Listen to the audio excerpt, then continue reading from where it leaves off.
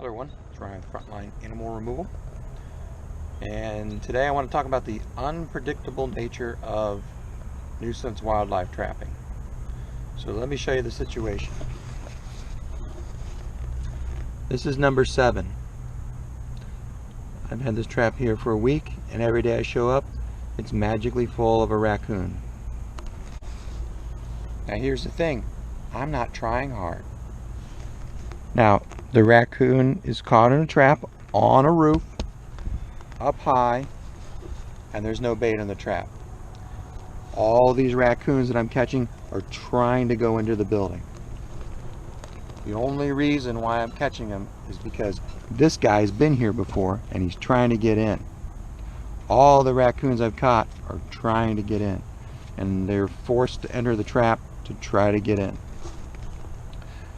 Because there's no bait, I'm not luring them up here. The trap's off the ground, so it's not like I'm catching raccoons that are just randomly walking by.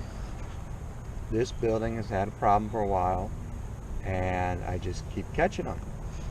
It's almost like magic.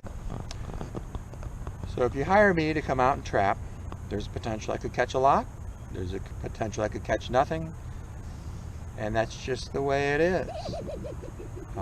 But the key to having a successful outcome is making sure that when the trapping is finished, that everything's buttoned up and closed up so nothing else can get back in.